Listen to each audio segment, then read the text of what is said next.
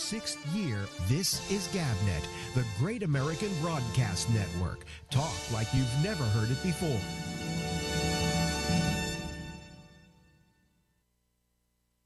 The Ramble with Alex Bennett. Tonight at 10:30 Eastern on.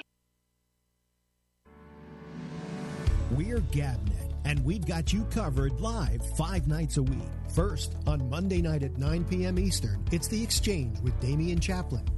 Well,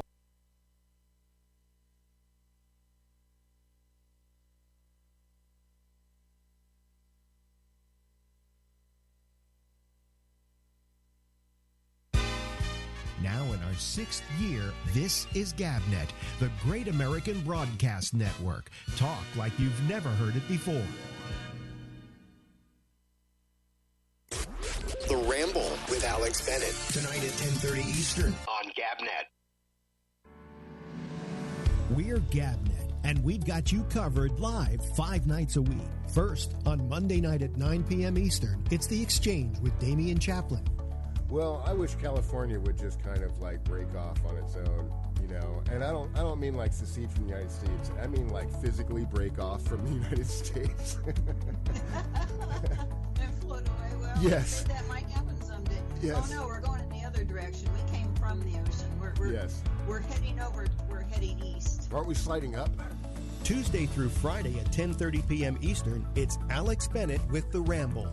Well, wait a minute. Hold on a second. What's going on down Well, there? I was looking at the map, and the whole southern end, there's really low counts down in the southern United States, and then Mexico only had like 2 or 3. They sent all of their infected up here.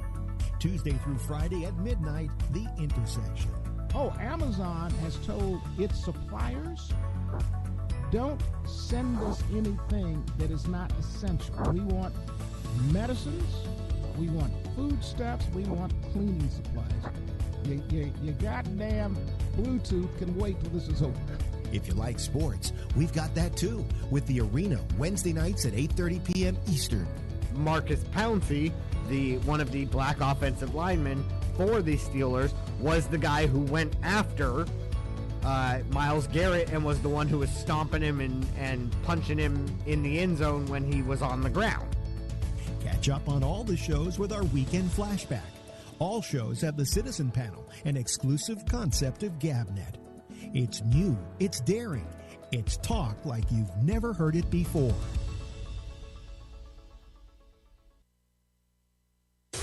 Jack Bishop's Intersection. Tonight at midnight Eastern on GabNet. What happens when you combine the largest broadcaster in America with a puny, insignificant podcaster? You get the huge platform of iHeartRadio and Alex Bennett's Ramble. Yes, now the Ramble is being carried on iHeartRadio as one of thousands of podcasts they make available. Now the big question is, how do we navigate this clutter? The answer is you.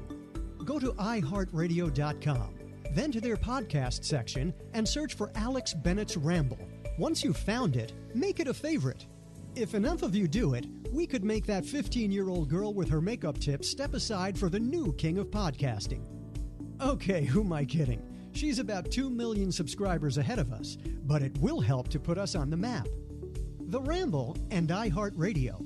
Proof that Alex isn't good enough to be on one of their radio stations, but they are desperate enough to feature the Alex Bennett's Ramble podcast.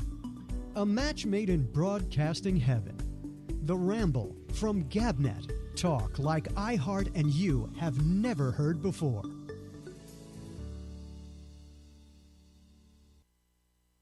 The Arena with the franchise MC Wednesdays at 9 p.m. Eastern on GabNet. There are everyday actions to help prevent the spread of respiratory diseases. Wash your hands. Avoid close contact with people who are sick. Avoid touching your eyes, nose, and mouth. Stay home when you are sick. Cover your cough or sneeze. Clean and disinfect frequently touched objects with household cleaning spray. For more information, visit cdc.gov/COVID-19. Furnished by the National Association of Broadcasters and this podcast. Now in our 6th year, this is GabNet, the Great American Broadcast Network. Talk like you've never heard it before.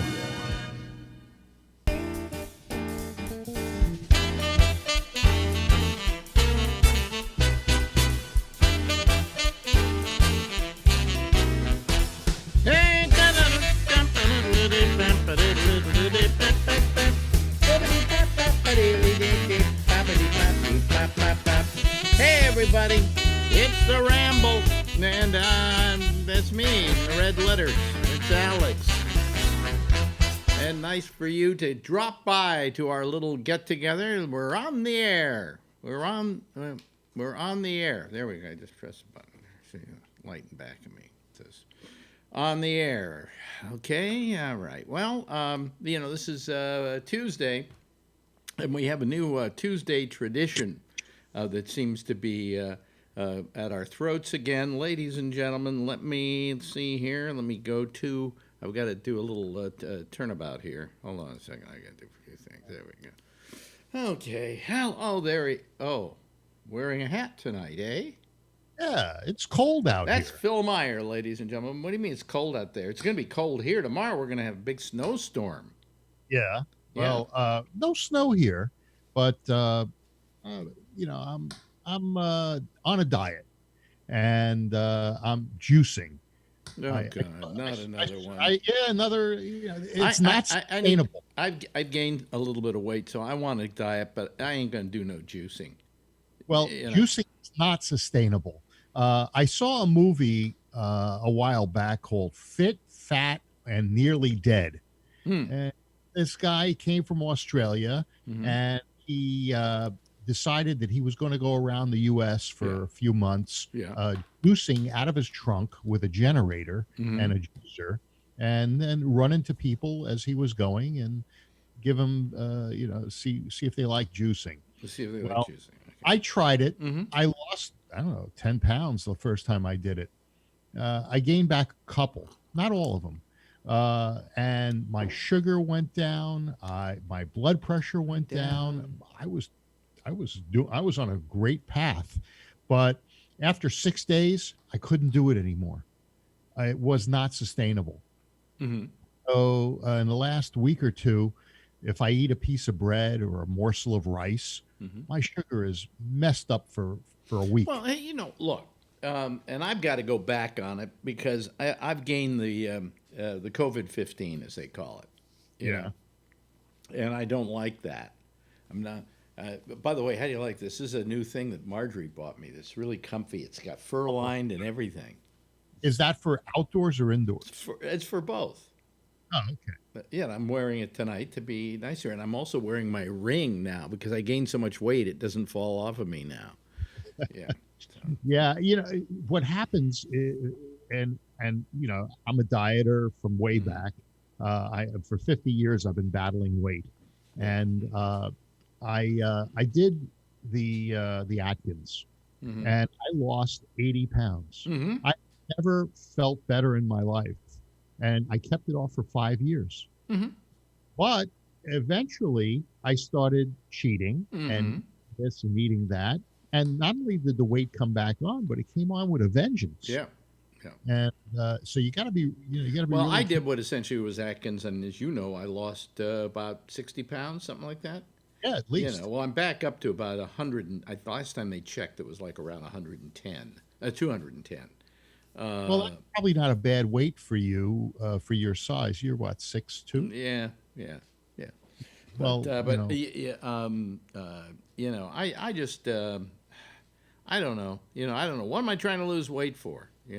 It doesn't do much good for me. I was weighing less, and okay, that's fine, but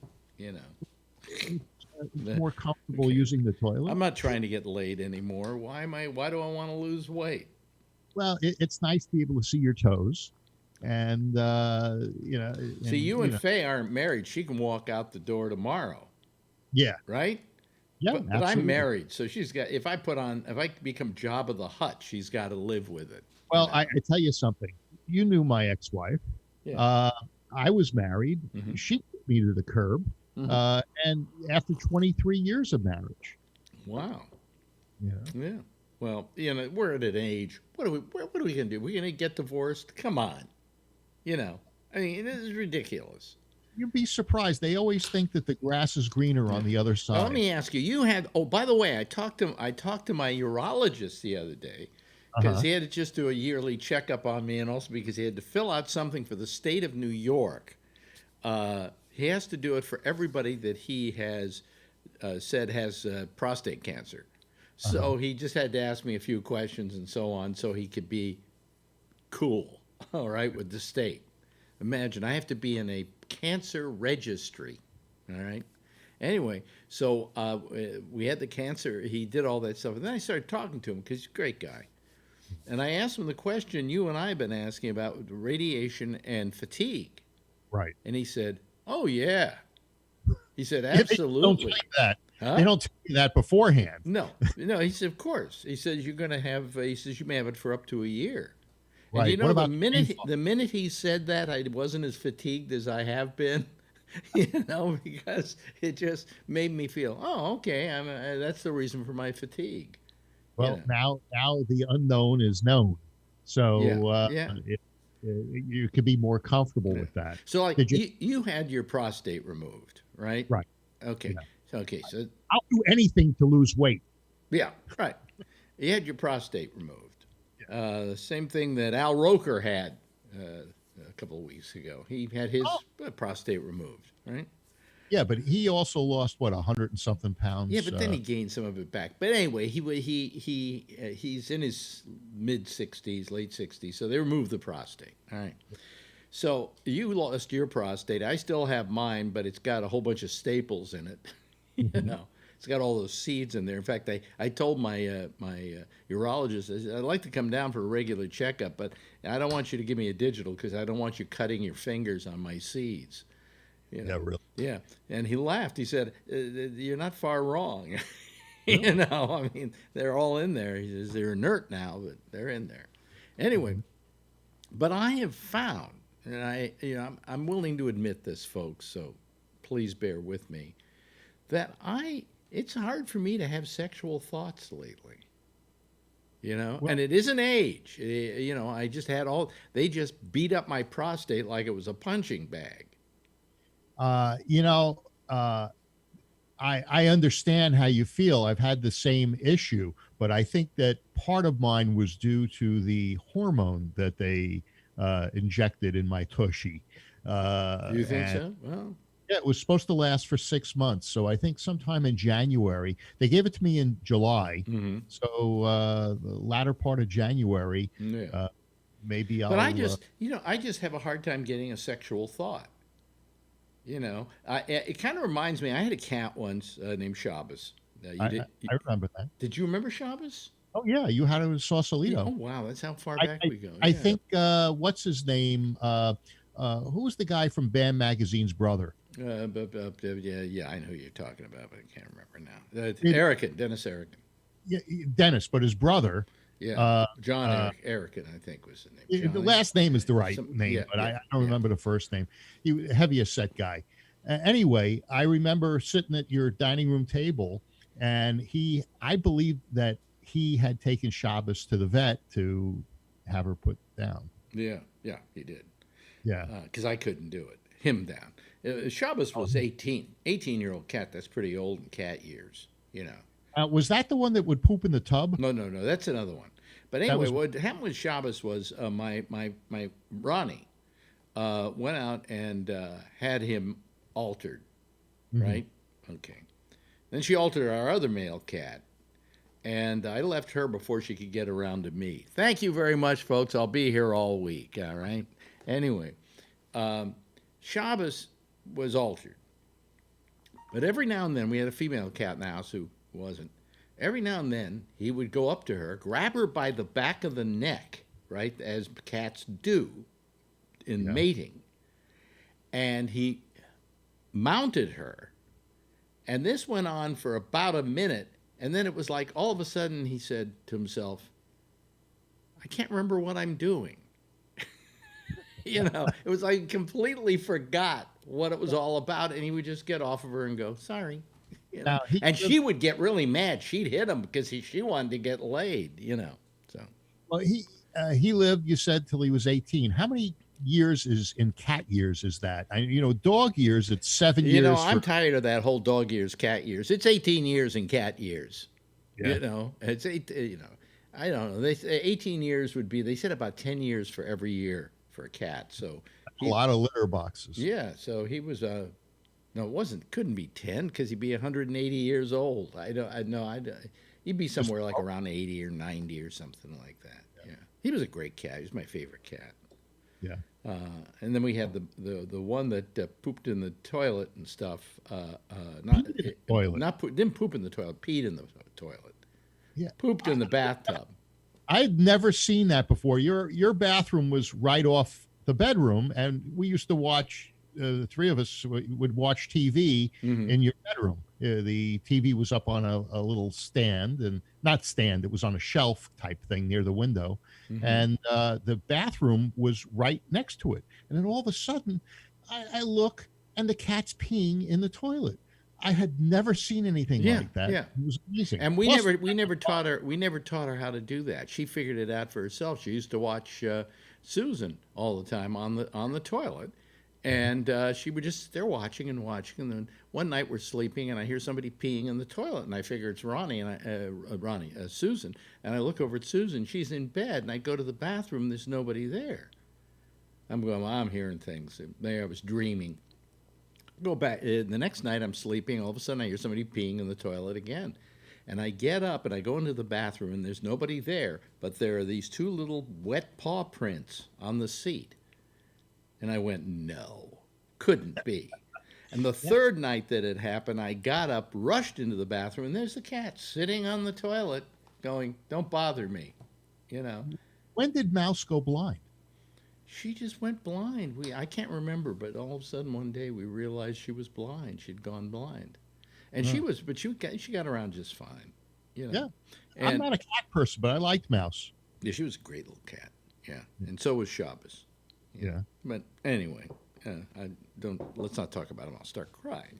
I know the feeling. I mean, the cat's been dead for, God, what, 25, 30, 40 years? The early 80s. Yeah, 40 years, something like that. And I still think about Shabbos, you know, because he was so zen, you know. He was my zen master. Yeah. And with that, you know, look that is, well, you know, I'm going to be here for a long time, long after you're gone. That's how he felt about it. You know? Yeah, well, it didn't work out that way. No, it didn't. I killed him. But anyway, so he died. Dennis Broken's brother killed him. Yeah. I think it was John is his name. Yeah, I think you're right. Yeah. I think it was. Yeah. He was Dennis Erickson, in case people don't know, there was a magazine in San Francisco, music magazine called BAM, Bay Area Music, which, if you had to think about Bay Area music, the Bay Area, San Francisco Bay Area was very big center for music. I mean, Grateful Dead, Jefferson Airplane, go on and on. And so he started a magazine about Bay Area music. And did Dennis die, I think? Oh, he lives alive? in Lafayette. Oh, he's still alive? And he's into some sort of a promotion or. Oh, okay, all right. Then maybe it's his brother that's dead. I don't know. I can't keep track of these things anymore. You're not as old as I am, but when you get to be 81, like I'm going to be on Friday. Yeah, happy birthday coming up. By the way. You just say, now, is he dead or isn't he dead? Like, you know who I was looking up the other day? Because I didn't know whether he was still alive or not. It was Doc Severinsen. No, I don't think he's alive. He is. Oh, no, Doc Severinsen. It was the other guy, the sidekick. What's his name? Ed McMahon. Yeah. Ed McMahon, yeah. But Doc Severinsen, the band leader on The Tonight Show, was, let me see here, he's 91 years old. Wow. Yeah. You know, I think he's living in Mexico or something like that. I guess it's cheaper there. You know, just about everybody that worked on The Tonight Show, Johnny Carson made a lot of money. I mean, a lot of money. Carson Productions. And my first steady girlfriend when I was maybe 14 was her uncle was the producer of The Tonight Show. What was his name again? D. Cordova? Yeah, D. Cordova. Yeah. And so Amy was my first steady girlfriend. I actually gave her a bracelet and the whole thing. And she broke up with me. She says, I have to give you back your bracelet. We're moving to Los Angeles. Mm-hmm. I said, why? You know, she was really cute. And so she said, well, my uncle works for Carson Productions or Mm-hmm. something. And she says, where he goes, we go. And so, she moved to Burbank or L.A. Mhm. And so I always said Johnny Carson broke up my first relationship. Oh, okay. The people that worked for Carson Productions made a lot of money, although DeCordova died broke. Did he die broke? Yeah, and I think Ed McMahon kind of the same thing. So no, I'm trying to remember Freddie DeCordova. He was the producer for Jack Benny years earlier, and then he was a producer for Carson, and then he consulted Letterman when the Letterman show went over to CBS. He knew he was in high school. He was raised in Germany, and he was in high school with Anne Frank. Wow! And didn't have a single nice thing to say about her. Wasn't Anne Frank Dutch? I don't know, but anyway, he knew her. Oh, so maybe he was in Holland. I don't know. I think it was Freddie DeCordova, if I'm not mistaken. Yeah, well, I'd never met him, but I know what it was. He was a Holocaust survivor. He might have been living in Holland or wherever she was, and he went to school with her, and he used a rather unsavory term to describe her. Well, the problem that he had with the Tonight Show was he told Johnny Carson to stop whatever he was doing, and Johnny took offense to that. And he was pretty much on the outs for the rest of the deal. Well, DeCordova was like this was the kind of guy that you had around you because he was a legend. You know, well, he'd worked with Benny, and then he had done the Tonight Show, and then what happened was when Letterman was trying to decide whether to take the CBS deal or not, he's the one that went in and helped negotiate it, and basically told him, "You take this job." At one point, supposedly, he said to DeCordova, "But all my life I've wanted to host the Tonight Show."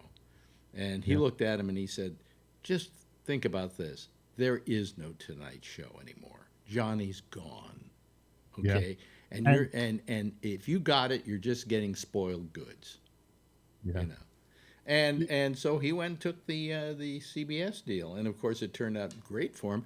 You said Carson made a lot of money. I think Letterman made more.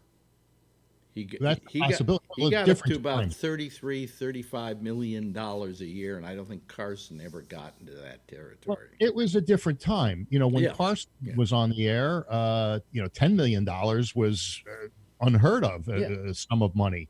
Yeah. Now, except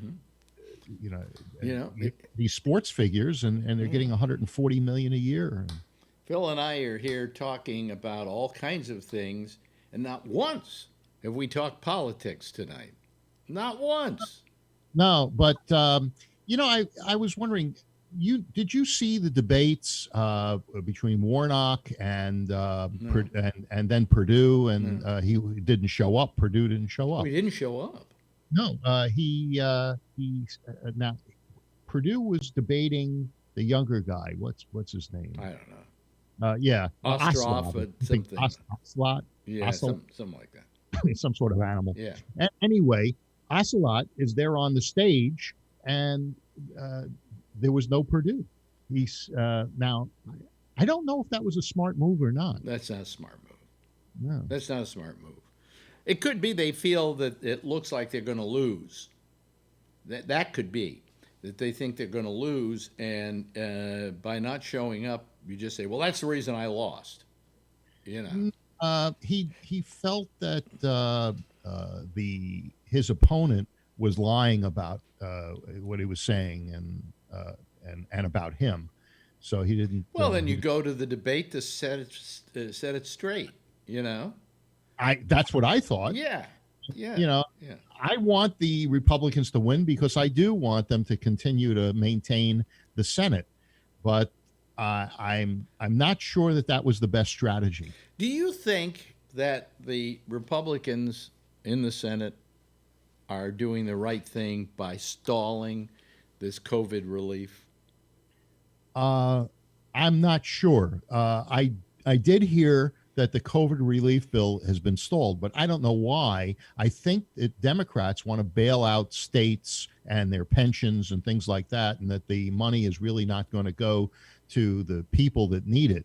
And that's not what I've heard. What I've heard is that basically what the Democrats want is, among other things, they want the states to get some money because they don't have a lot of COVID has cost them a fortune. Okay. Right. New York is close to broke. Most of the states are close to broke. And now they're being expected to give out these vaccinations, and they have no money to do it with. So they need some kind of help at this point. And I think that's one of the things that the Democrats want. But I just don't know, come on, give people some relief. They need it. The restaurant owners, the people who work at those restaurants and aren't able to bring home a paycheck. I mean, come on, let's do something for these people.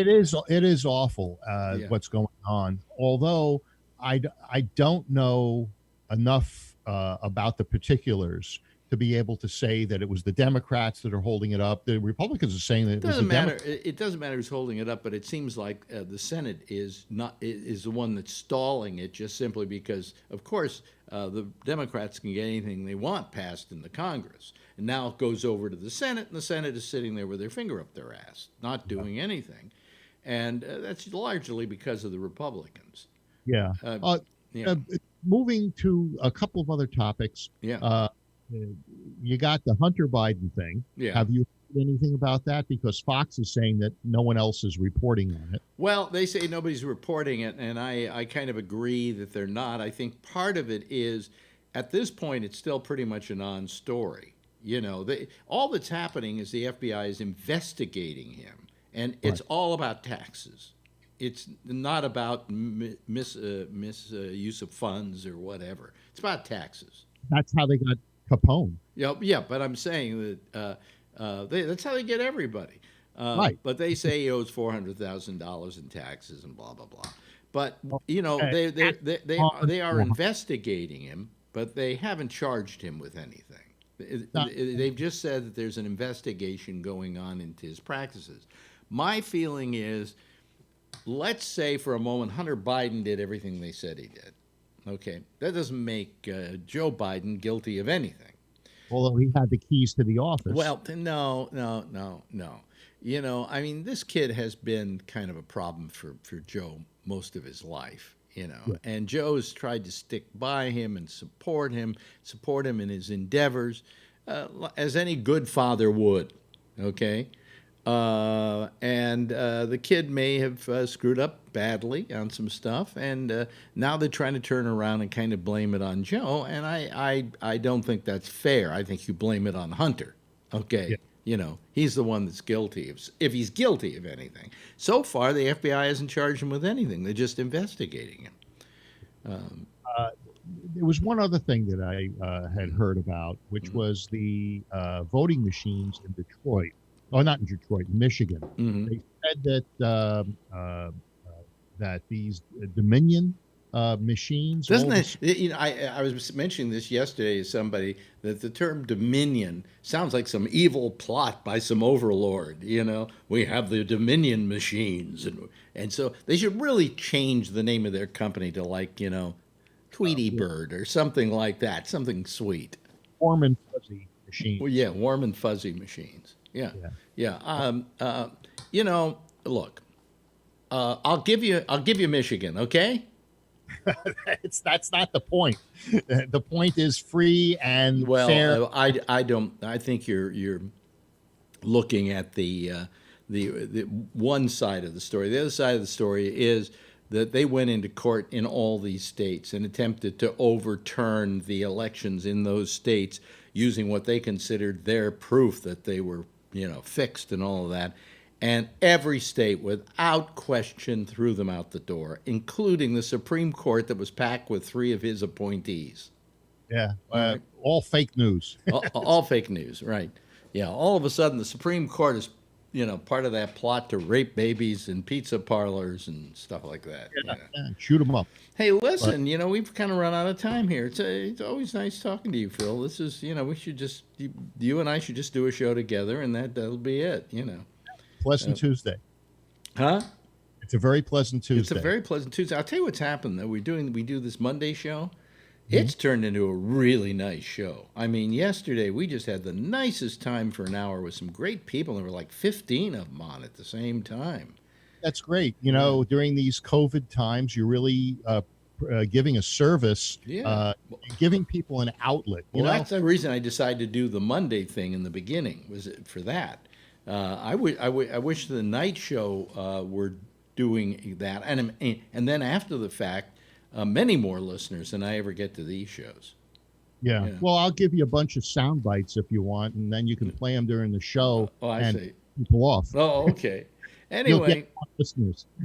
Well, let's call it quits because I got a bunch of people who want to get on here and talk to us. So, but I love talking with you, Phil. This is so much fun. This may be better than the way it used to be.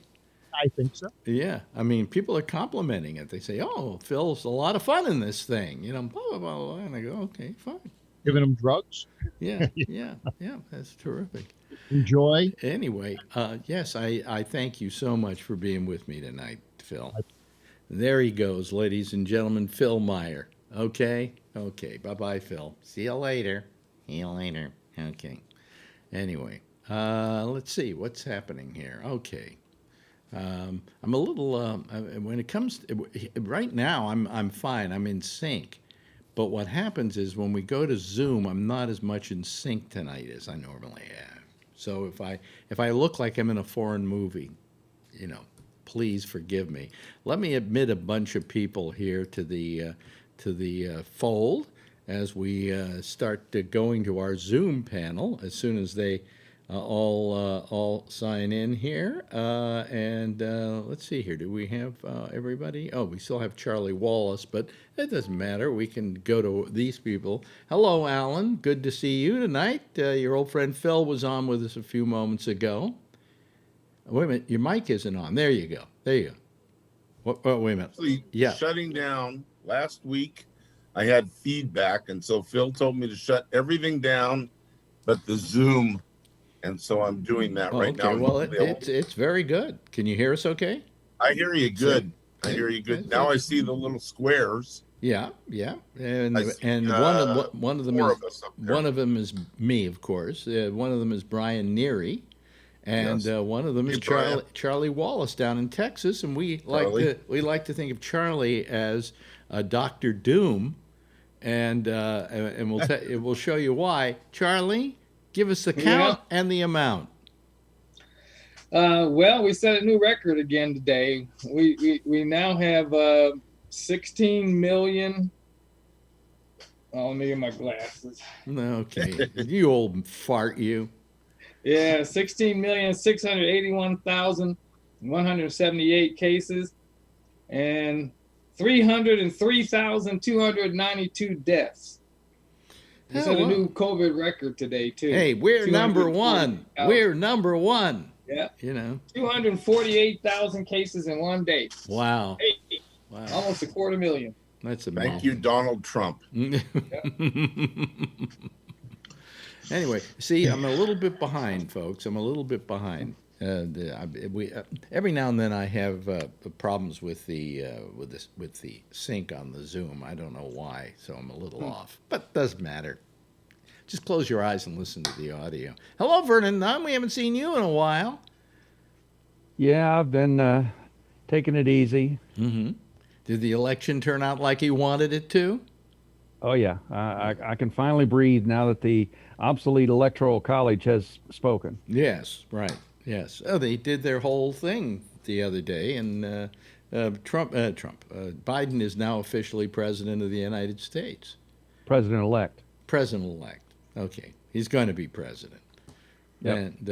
And today, let's see, new head of the Department of Transportation is Pete Buttigieg. Yep. Just hope all those trucks don't have too many rear enders. Thank you very much, ladies and gentlemen. going to be here Well, all you, week. you heard Jennifer Granholm is going to be the new Secretary of Energy, right? Oh, really? Oh, I Yeah. hadn't heard that. She can set my energy. Okay, thank you very much. We'll be here all week. Alan, I'm told by Phil that you are a decorated police, a former. You're not. Are you still a policeman? No, retired. No, retired, but you were highly decorated. Yes, yes. For what? For running into a burning building and saving two people, a child and Wow. another child. So, Wow. and then of course I got punished by the sergeant and the lieutenant for sorry, turn the phone over. For saying you're not a fireman, you're a policeman. Stay out of burning buildings. It's okay to get shot on the job. You know something? You got to do what you got to do when you got to do it. You don't sit around and wait and say, "Oh well, is there a fireman here who can run into that building?" That's right. That's right. That I kid drove. died, yeah. I drove around the corner and there was a house on fire, and I called in and said, and they said fire's on their way, just stand by. And the lady was frantic that her children were inside. You know, I just did what I was hired to do. Wow. Save lives. Well, In Sunnyvale, town over here, they actually do that rotation where the police are firemen and the firemen are police. They do a rotation basis. Yeah, they're called public safety officers in Sunnyvale. Yeah. Yeah, and so half of the year or 1 year they're firefighters, and the other half of the year they're police officers. It's very clever, actually. Yeah. Yeah. But well, congratulations on that. And more than congratulations, good on you. Thank you. Don't forget, Brian, we're close by here. I'm in Fremont. Yeah, that's right. Where are you again? Fremont.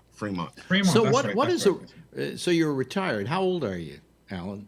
I'll be 62 right after you. I was listening to you and Phil talk. So I'll be 62 in December 28th. Oh, okay. And I use Phil as my dietitian. It's not working real well. No. Well, yeah, I weigh over 300 pounds and I'm 6 foot tall. And yeah, he watches me on the gun range, and we're both out of energy after about 10 minutes. Yeah, well, I think that you should not listen to him about weight loss, but you should find somebody who looks skinny and then ask them how they're doing. Nah, I don't like skinny people. He's kind of like my hero and my mentor, and I'm being serious. I mean, he's a really great guy. We've became close friends in the past couple of years. Mm-hmm. We talk almost every day. And he's a very positive person. He's always got good things to say. People find that strange because Phil on this program was maybe one of the most hated people I've ever had on a regular basis on a radio program. And I continued to tell them that, I've known this guy for 40 years or some amazing amount of time. And he was I'm sorry. What were you going to say, Alan?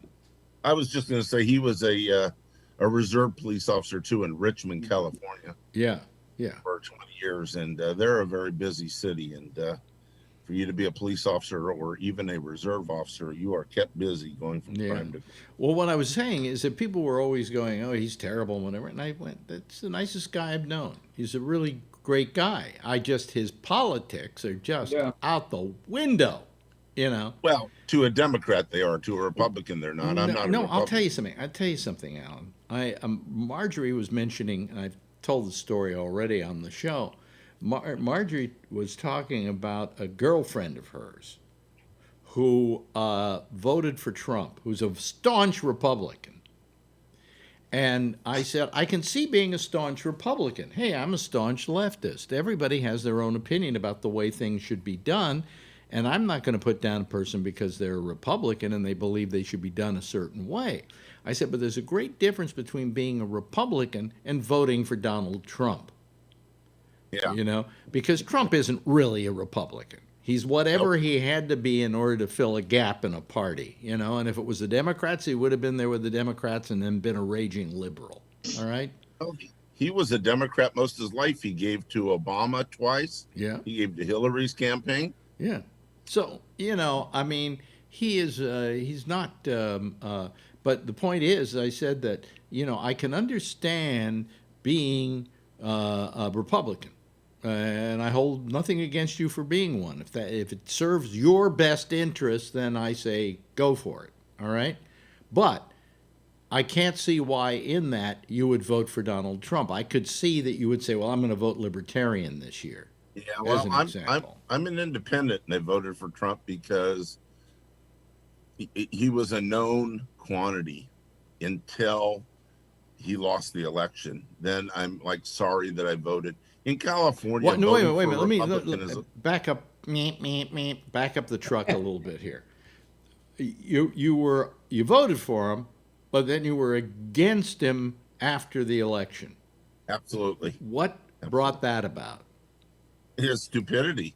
Him denying that he's, he thinks he's still going to be president for another 4 years. I think he's going to prison for the next 4 years. There's a good chance of that, Yeah. Yes, he's probably trying to work a deal with Biden, where he says he concedes the election if Biden offers to pardon him when he gets in office. Yeah. Well, I don't think Biden would do that, but well, I'll tell you. Years ago, who was it got heat? I'll go to you in a second, Vernon, after I make this point.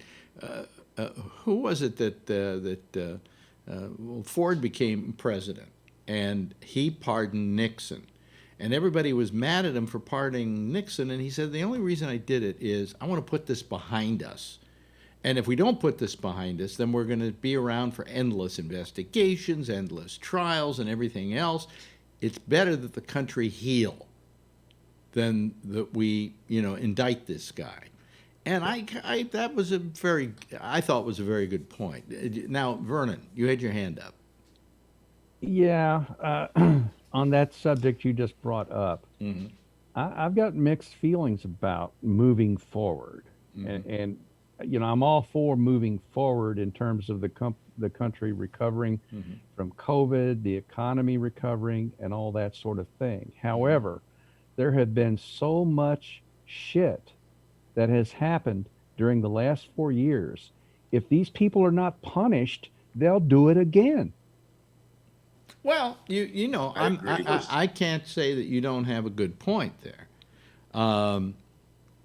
I think that, personally, me, I'd love to see Trump put on trial for any one of a number of different things.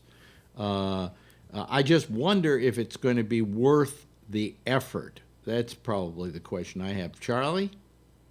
Yeah, well, we have history to show us. I mean, he pardoned Nixon, and so Nixon didn't really pay any penalty for that. So George W. Bush comes along, and he's even worse. He's torturing people, throwing them into Guantanamo Bay and stuff like that, breaking all kinds of international laws.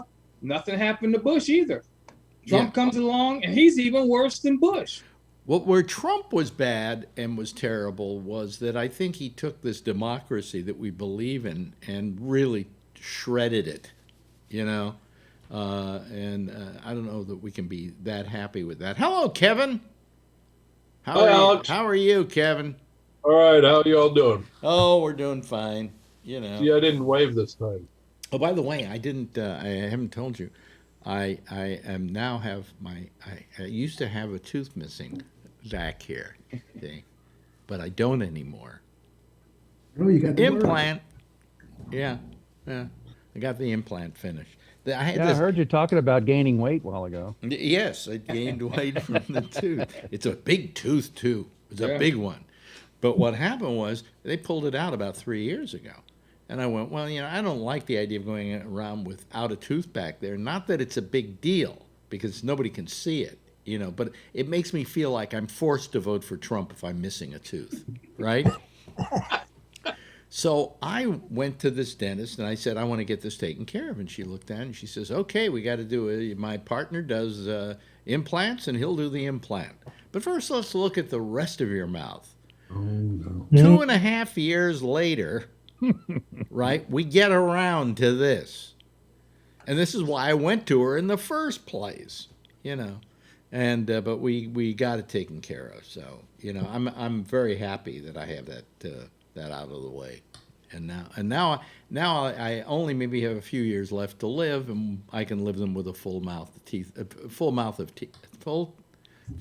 of teeth. Yeah, I guess that's right. You have to pay for that yourself?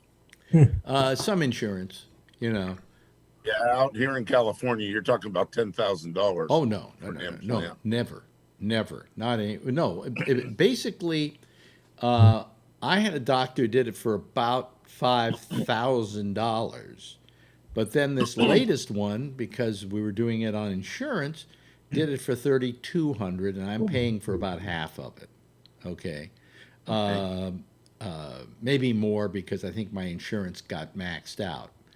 But the fact is that it's about $3,200 now. You can get them much cheaper than you used to, and that's because there are a lot of dentists doing them. I mean, it used to be there was this magic thing, and you had to go to a person who did this for a living, and now it turns out no, you really don't have to. There are some dentists who know how to do it. It's very simple, and they do it, you know, and it just takes a long time. That's the only problem. Yeah, they've got a place over here that all they do are implants. Yeah. So they have business nonstop.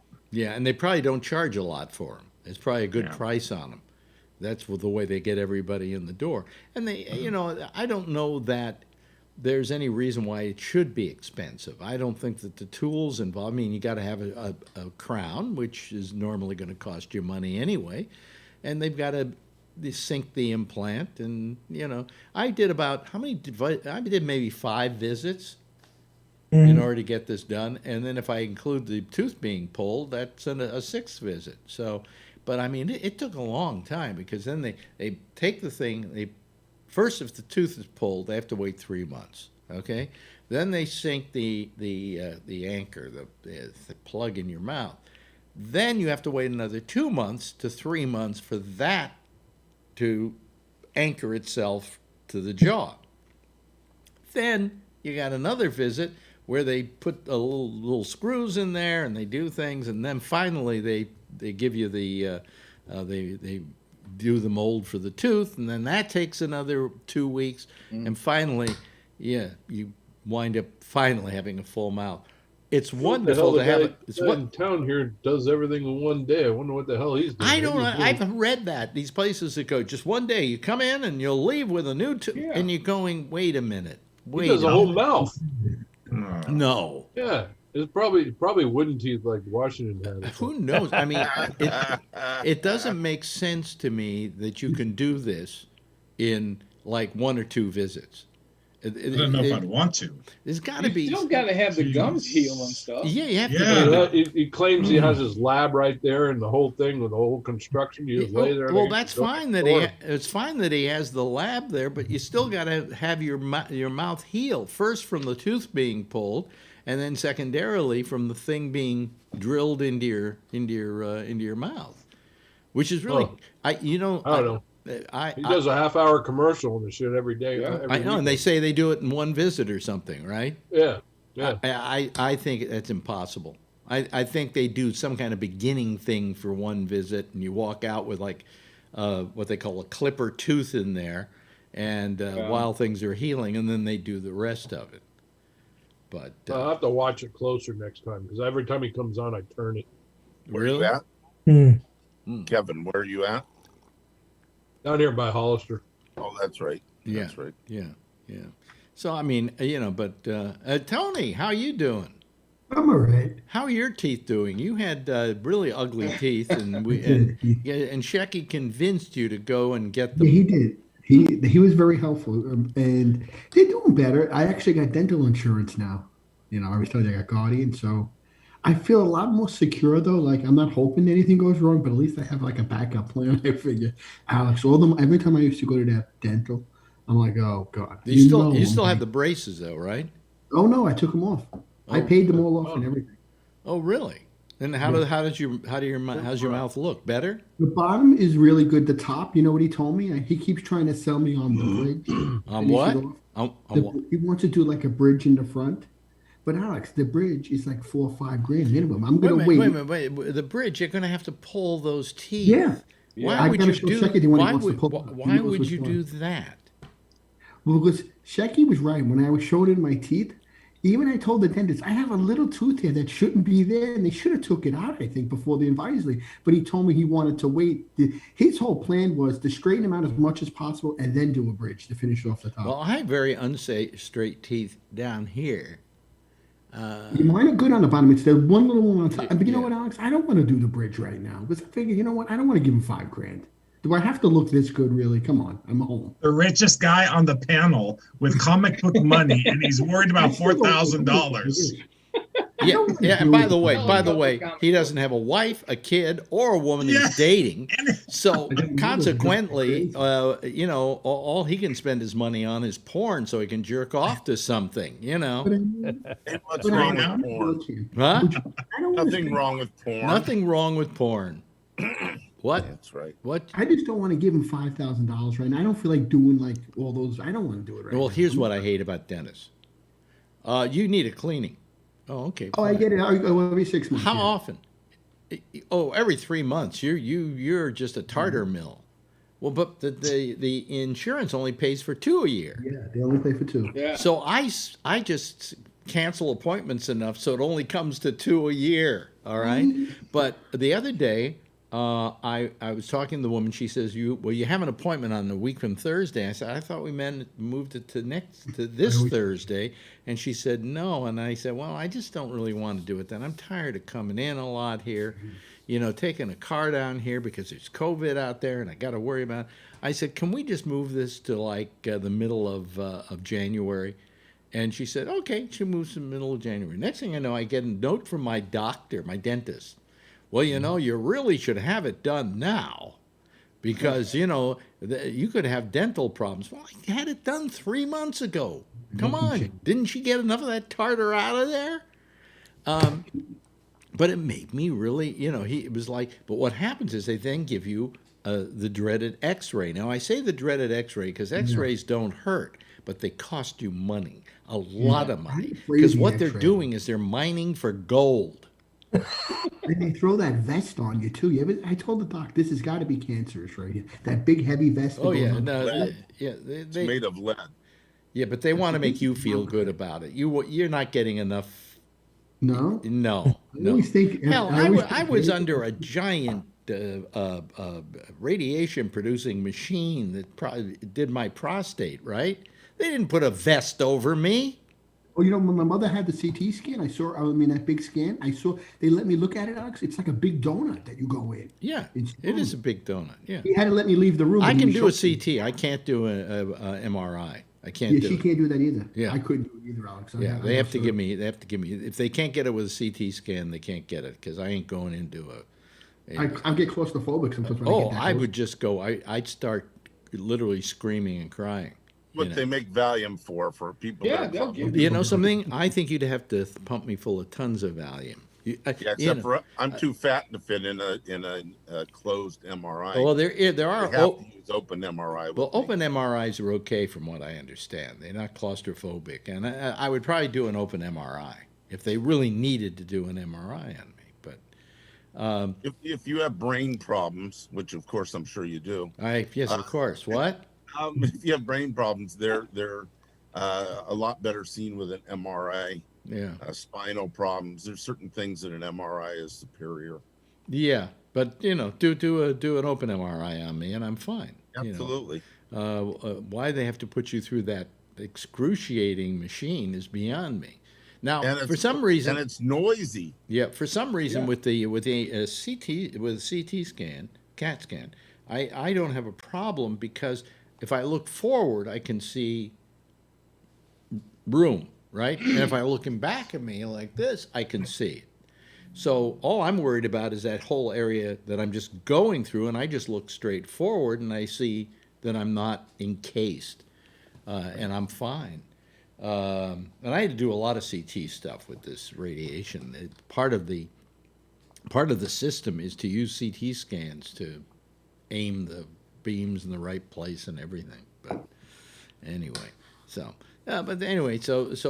what I feel about the the X-rays is they're just mining for gold. Oh, good. Oh, we found a little problem here. We better take care of that, and we got to take care of that. And we got to take care of that. Oh, don't worry, we'll get around to your missing tooth. We'll do that soon.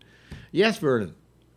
My dentist has a new device that she likes to get appointments for, and it's some sort of a laser that goes back and helps cure gingivitis. Really? Yeah, because it gets rid of the bacteria that's below the gum line, which she says is causing the gums to, separate from the teeth more, and that allows more food particles to get down in there, so more bacteria grows. Yeah, they give you that whole speech. They've given me that whole speech for 81 years of my life. Plaque? And I still pretty much have all of my teeth. The tartar never suddenly, the bacteria cleaning. never killed my mouth. I used to have a joke about, my doctor said my teeth are great, but my gums have to go, but I've always had that problem. And, for all they've yelled and screamed at me about it, I go in, they clean it out, they do a deep cleaning on it, and I'm good to go. But that sounds like an interesting new item, that laser that goes in there, and it literally probably goes down and gets rid of all the plaque, right? Yep. So, did you do that? Scheduled for next month. Next month? Okay. Yeah. And how much do they charge for that little procedure? After the insurance, it's going to cost me about $400 per side. Oh, that's not bad. They're going to do two. They're going to do two one time, and then next week they'll come over and do these two over here. And it's just the back teeth. Yeah. Those are the only ones that are having a gingivitis problem. Yeah, yeah. Well, gingivitis sounds like such a happy disease, doesn't it? Gingivitis. I have Only if you're from Texas. Only if you're from Texas. Sorry, Charlie. Yeah. But her hygienist is really cute, so I don't mind going in there. Oh, really? Oh, well, there you go. Really? Well, I don't think that matters to me anymore since the prostate thing. I just she's adorable. So, what used to be the worst thing? I had one doctor who did have a really good looking, assistant at dentist, and he loved giving me gas. Remember the days when you go in and they give you gas, and now you have to beg for it, and then they charge you for it? In the old days, that was the way they got you in there. You want to get high? Come on, And I would do the whiffy gas, and I was off to La La Land. He could pull every tooth out of my mouth, and I wouldn't care.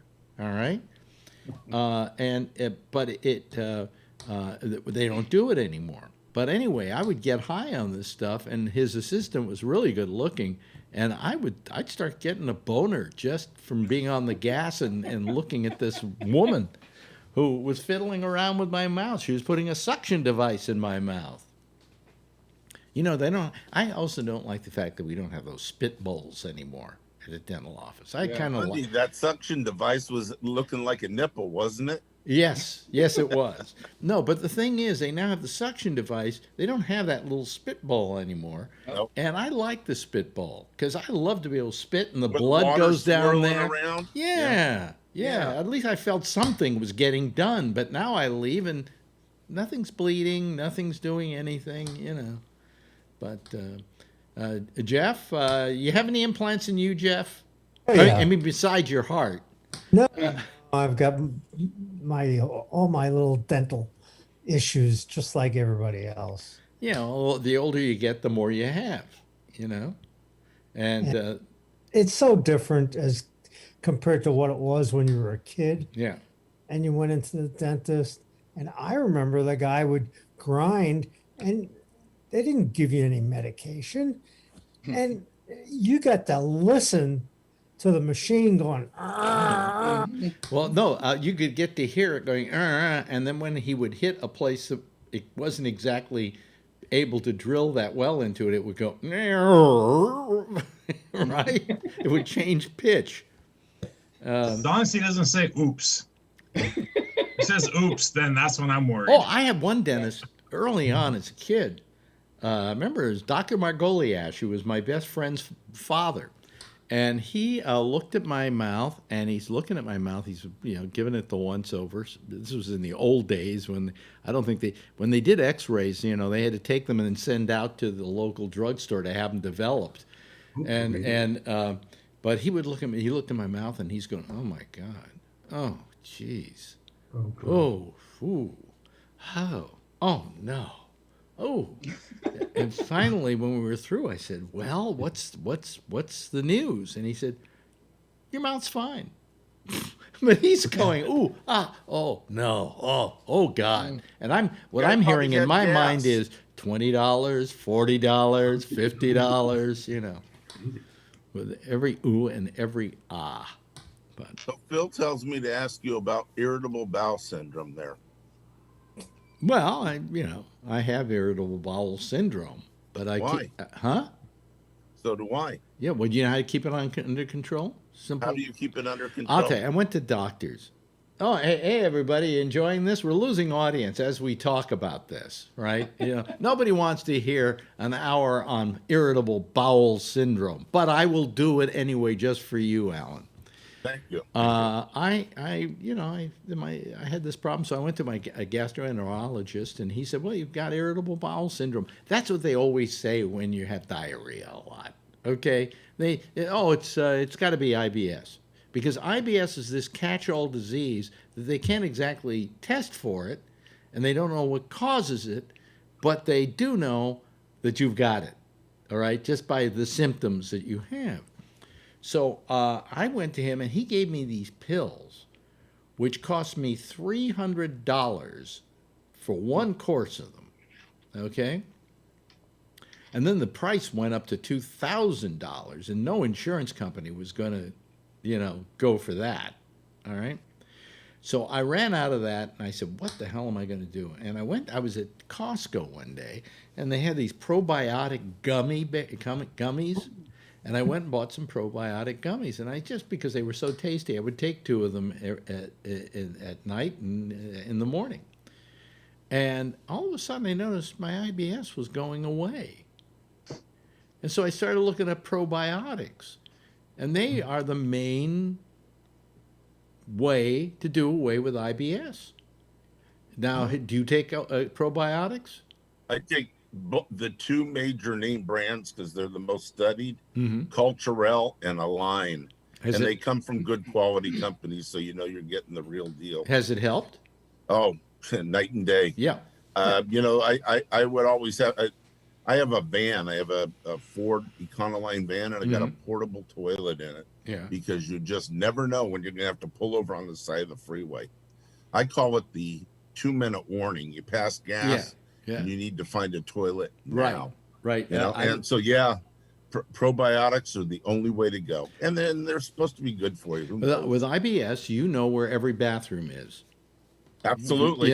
It's hard to travel. Yeah. But the probiotics helped, right? So this company was trying to charge me $300, and now up to charging $2,000, and no insurance company would go for it. I suddenly took the probiotics and went, these guys are phony. I mean, what are they? What are they? Yes, it did work, But yes, Vernon. One of the most truthful criticisms that I've heard of the medical profession in our country is that our doctors are not trained to cure you. They're not trained to cure anything. They are trained to treat symptoms. That's all. That makes sense. Yeah. Well, they ought to go to Trump's School of Medicine. Well, here's the thing that's gotten to me. Now, we have a vaccine now, and God bless them for coming out with this vaccine. It's going to save lives. It looks like it really works, and it's going to be terrific. Okay, they say the Moderna is even. They've said they've studied it, and it will even help people who already have it survive. Yeah. Okay, so that being the case, I'm so happy that we have a vaccination, and so's the American public, by the way. Soon it will all be over. We'll get the vaccination and we'll be fine. There's just one problem. it's just like everything else here in America. We want the quick fix. Oh, yeah. Now, what was the best way to get rid of COVID? If everybody wore a mask. Okay, you even had the head of the who was it, Homeland Security or somebody like that, who's testifying before Congress and said, better than any vaccine is the mask. If everybody wore a mask, we would get rid of this thing. Director of CDC. Director of CDC. And that was the case. But America wasn't willing to do something as simple as wear a mask. They want a shot to fix it. You know, I'm thinking that if they did a study now, yeah, what? I'm thinking if they did a study, they would find 2/3 of the people that died in this country that weren't in convalescent hospitals were Republicans. They were listening to Trump. I think you could probably put a little money on that, you know. But I mean, it's just that we had to wait for a vaccine as the simple cure rather than doing what it took to get rid of it. And all we had to do was all of us, every one of us, wear a mask. We still have to do that. We Yeah, still they're have still to do impatient. Yeah, we'll have to Right do now. that. We'll have to do that for a while until. Yeah, and they're still impatient, and they're still not waiting, and they're still going to have their little things going on, and wait till springtime comes and summertime comes until any of the general public start, and they're going to start going out again. Well, the thing is, we're having a super spreader rally down this weekend now too. Really? Yep, right around the corner here. Really? What for? What are they protesting? They're calling it a toy drive. A what? For the Republicans. It's a stop the steal bullshit. Well, anyway, the point is that we always look for the easy answer, and the easy answer isn't always the easiest answer. Also, I think the public is coddled too much. I was watching MSNBC this weekend, and Charlie, I want to hear what you think about this. And they got a bunch of black people on talking as the pundits. And they were all talking about the fact that, well, the problem is that the reason why the black community doesn't want the vaccination, a lot of them, is because of past history of the way blacks have been treated medically in this country. And I'm in complete sympathy with that. I mean, we do know from things like the Tuskegee experiments and things like that, I believe it was the Tuskegee experiments, where they were injecting black people with syphilis and things like that to see, what would happen. Well, of course, they got syphilis, but they were doing it to black people. They weren't doing it to white people. So I know that I see a reason why blacks are very suspicious of any medicine. What I don't understand is why they're suspicious of masks. And by simply saying that, avoiding the fact that blacks disproportionately do not wear masks. And some of them, and again, Charlie, stop me if I'm wrong, a lot of blacks are disproportionately obese, which is another factor in dying from this disease. Comorbidity. Yeah.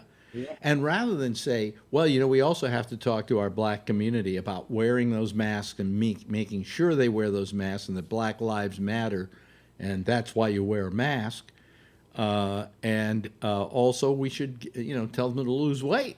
They weren't doing this. It was that the fault was that they had been treated badly in the medical community, or they couldn't afford medical help or whatever. And I agree with all of that. But then the simplest answer is, here's a 15-cent mask, wear it, and they aren't doing it. Now, am I wrong, Charlie? No, I mean, I run into that all the time. I don't know. I can't explain why people don't listen to common sense or don't listen to the doctors. Yeah.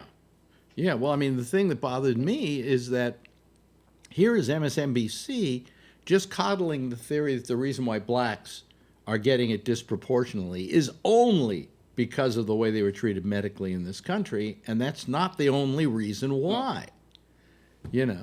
And to not deny the other reason, which they're doing because it's not politically correct, is literally killing black people. you know. And so that's just Okay with Trump. It's okay with Trump. Well, Trump doesn't Bill- care. He never cared. Yeah.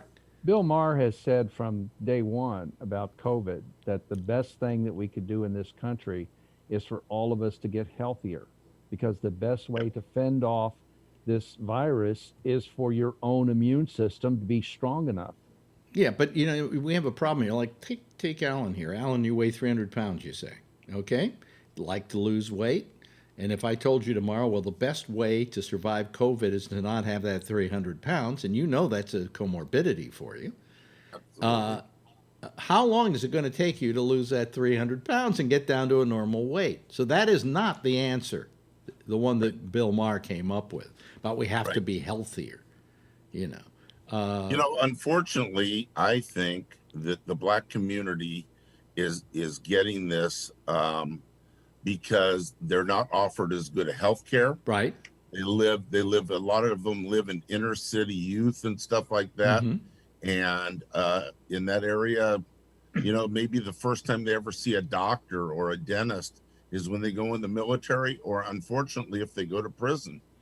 And I think that they're, you know, disproportionately been that it's been that way for a long time with diseases. They have a much higher rate of asthma and diabetes in this country too. And it's a real shame that nobody has addressed this before COVID. But yet you go over MSNBC and they say the only reason why blacks are disproportionately dying of COVID is because of their distrust of medical plans and things like that, of doctors.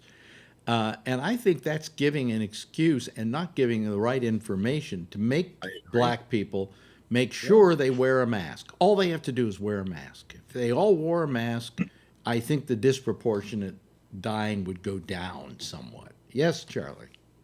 Yeah, what Alan said was really true, that probably a higher percentage of blacks don't have health insurance than whites. And so they don't go to doctors until they're practically on death's door. That's right. Because it costs too much money without health insurance.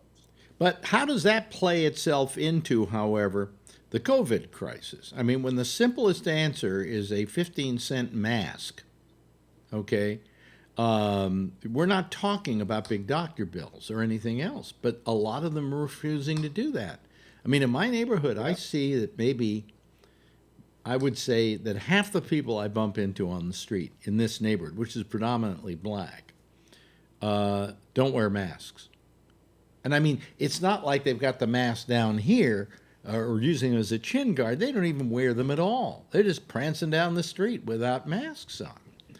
And I'm thinking to myself, you know, I mean, if there is a larger percentage of blacks who are dying of this disease, I think some of it has to do with the not wearing masks. Because if they were wearing masks, their chances of getting it, I mean, tell me I'm wrong, Brian. I think they don't trust medicine. Brian, but this isn't even, the mask isn't medicine, you know? Yeah, I think it's also of color too. So what they're doing in San Jose is they have these teams of Latin people that are going into from house to house in the Latin, mostly the lower communities. Yeah.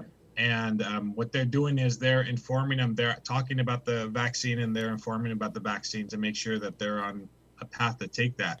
The problem that they're having with the Latin community is that they're worried that if they go in there to take a vaccine, they're going to start asking questions. They want certain information from them, you know, and so they're seeing that. Well, they don't. Yeah, they don't want to have to give any information. For instance, if they're here illegally, that is. Yeah, and everybody needs to get it, whether they're here illegally or not. In fact, the illegals probably need it more than anybody else because, you know. They're the ones who are living under the worst apprehensions. If they knew that they could go get the shot, nobody's going to, you know, ICE isn't going to come and get them right after they get the shot, you know, we'd be fine. But under Trump, you need to worry. Under Biden, I think they don't need to worry. Yeah, but they don't know that. Educated. You know, and I understand why blacks don't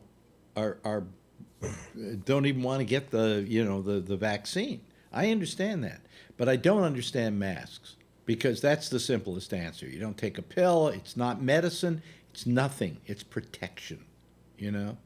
If you knew that every woman you had sex with was going to give you AIDS, I think you'd be wearing a condom, you know? Yeah. So. Couple. Yeah. I mean, Brian, I mean, if one wears a mask, it affords you a pretty good level of protection. Am I right about that? Oh, yes. Okay.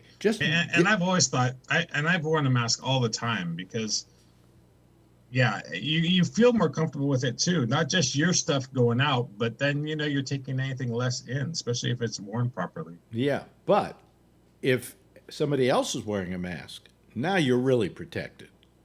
Oh, yeah. Chances are you're not, you know, and I got into an elevator the other day here in the building. Stopped off at the 3rd floor. This woman gets in. She's not wearing a mask. I'm in an elevator with somebody who isn't wearing a mask. I've got my hand over my face like this to double protect myself. You know? I told her to get out of the elevator. I should have done that. I should have done that. I didn't. So either you're getting out or I'm getting out. I just put my hand over my face to kind of give me slightly a double protection. But I think that what that person would have said to me if I had called her on it was, well, I don't have it. I'm feeling fine. Yeah. And that's not the answer, because you could be you could be, what do you call it? Asymptomatic. You could be asymptomatic, and you could give it to somebody else. You know, in fact, absolutely. You know, so I mean, this is amazing. Yeah, we have one of my friends was over there. We're doing some renovations at our house, so my friend's construction company, but he comes over, wears a mask. His workers outside wear masks, and we were talking. We have one friend that's on Facebook, and you see him snow skiing and that stuff, and we keep telling them, stay away from us. I don't care if you're wearing a mask or not, because he's out skiing and stuff like that. Crazy. Well, I always have to remind Marjorie to be very careful, because she has a girlfriend that she goes and sees, and they hang out and so on. And I'm going, you know, I realize, and this woman gets tested about every 2 weeks because she deals with teaching seniors. So she has to take a test every 2 weeks, and that's fine. But that doesn't mean that 2 days from now she's not going to get it, and that she won't be tested for another 2 weeks. But, you know, I told Marjorie, I said, you got to be very careful about this. Right now, today we had 126 people yesterday die in New York State.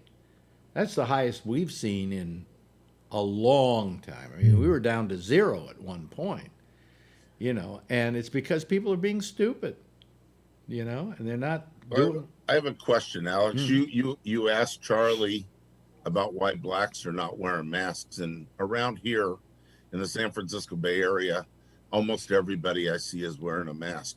I'd like to know from Charlie, you know, I don't see that. Black people are wearing masks around here. Mm-hmm. Nobody's wearing masks in Texas. They are. They're not. They're not. They're not. They're in Texas. Come on, Texas. Tell them, Charlie, how many people have died in Texas so far? 25,000 whatever. They're coming close to New York, aren't they, for the death toll? Yeah, we're going to pass y'all probably next spring. Yeah, yeah. Everything's big in Texas. Yep. You know, even COVID does. This is a state that has been so stupid in the way they've handled this crisis that you know, they should you got to get rid of that governor. Is what you got to do. Twice we've had to bring in the refrigerated trucks that handle the overflow of dead bodies. Yeah. And yet, the Texas Attorney General thinks that he's so smart he can tell other states how to run their elections. Yeah, boy, that guy's an idiot. Well, you know what his story is. He's under federal indictment. He's under federal indictment, and what he was doing is trying to get in Trump's good graces to get a pardon before the fact. Absolutely. You know. And he probably will, I would imagine. I mean, I can understand his motivation. I can't understand the motivation of the 17 other states that joined in that lawsuit, or the 126 Republican congressmen who signed on to that thing. What they are engaging in is called sedition. Yep. Yeah, well, I would agree with you. And today, McConnell finally said, congratulations to our new president. But that was after Putin congratulated Biden. Yeah, you're right. Oh, he did? Yes. Yeah, Putin did it first. Yeah. Really? Oh, yeah. Kevin, what are you doing this for? Whoopee.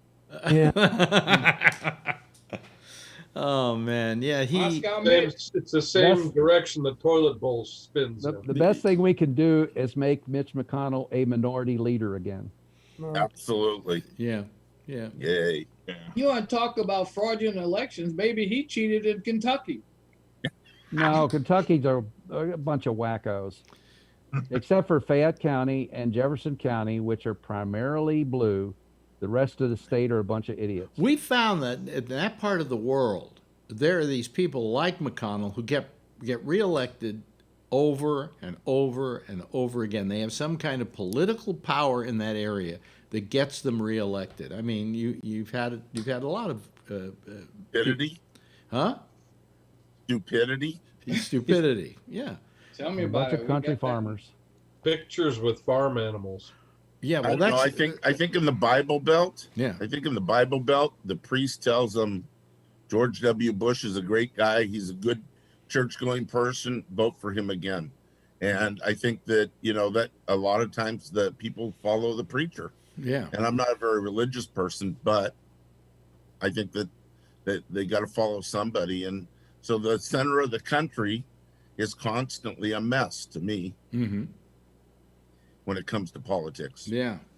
Well, one of the strongest statistics that I heard recently for the National Popular Vote Interstate Compact is that if you look at the center of the country, the Midwest, these are all red states, okay? Mm-hmm. There are 32 senators in the Senate right now representing less population than the state of California, who only has 2 senators.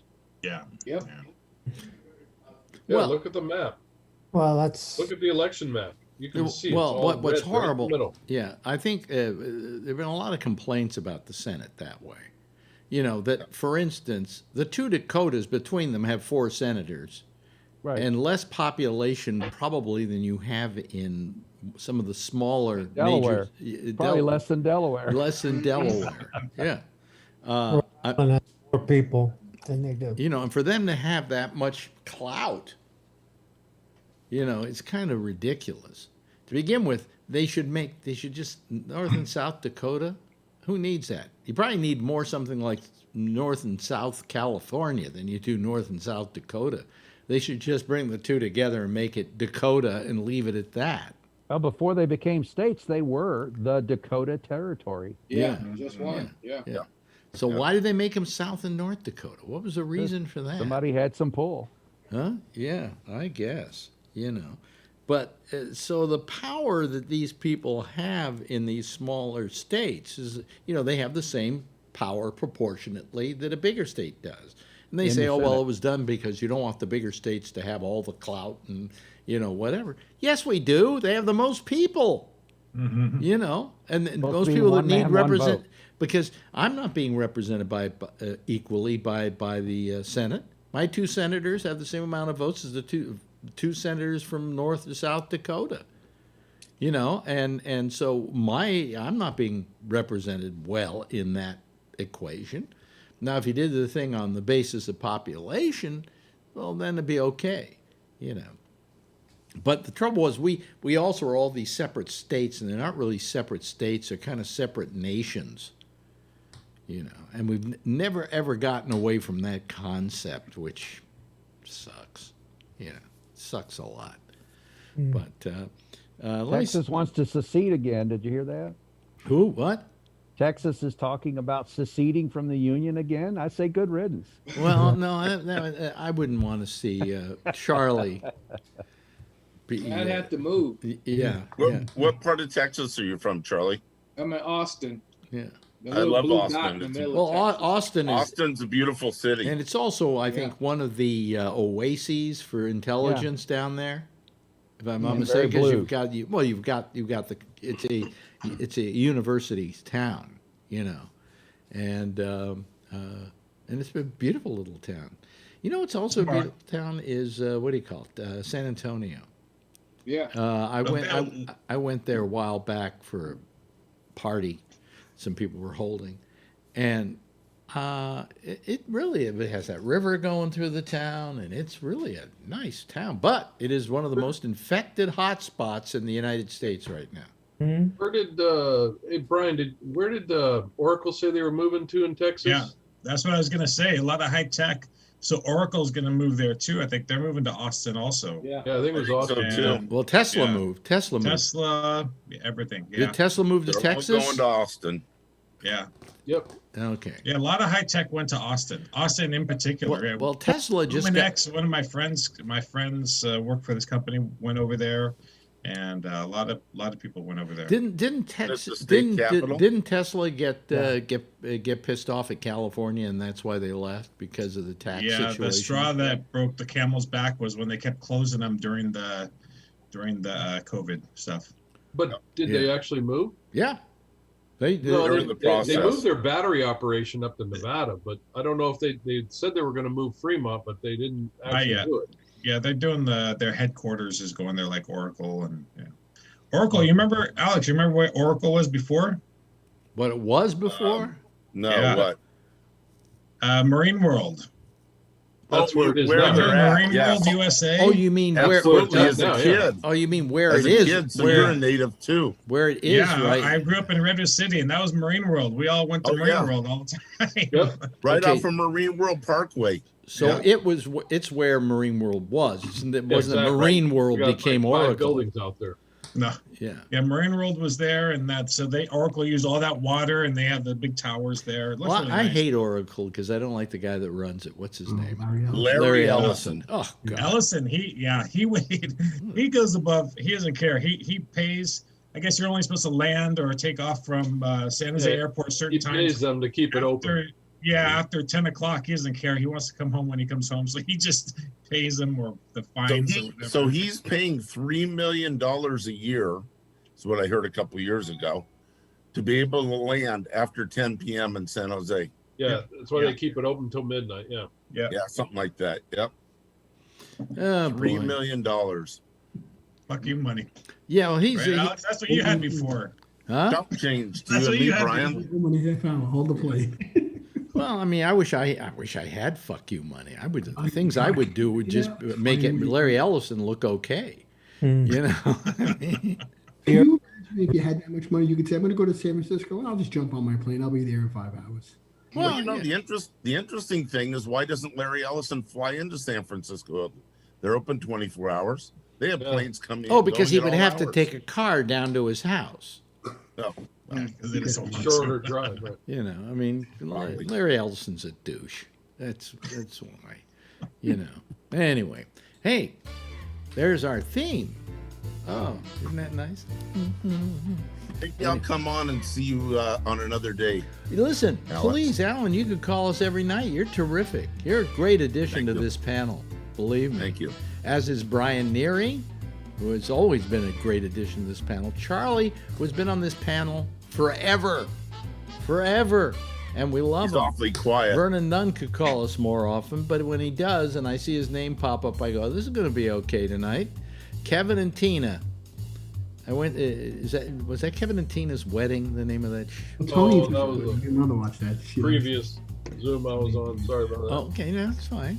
And Jeffrey, you've been a little quiet tonight, but it's always nice to have you. There's soothing. We've seen all of Jeff's house the last couple weeks. He's got in every room. All over. Yeah. You know, damn old around here. Yeah, and his wife is kicking him out of every room, so, you know.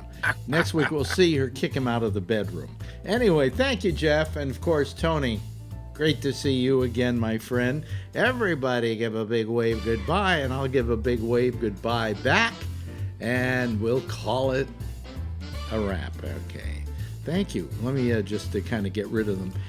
If you want to, right after us, Jack Bishop does the intersection. He's going to have a citizen panel forming, so you might want to join him. He does it on Skype with the sign-in of Gabnet Live. That is what you use to find his Skype existence. Okay. In the meantime, I'm going to go away now. And tomorrow night at 9 o'clock, there's a sports show here with the franchise MC. Damn it, it's a great show. Listen to it. And then I'll be here again at 10:30 Eastern time. Same station in life. And in the meantime, as always, if you see her, tell her I love her. Be safe out there. You gotta wear a mask, okay? Bye-bye, everybody.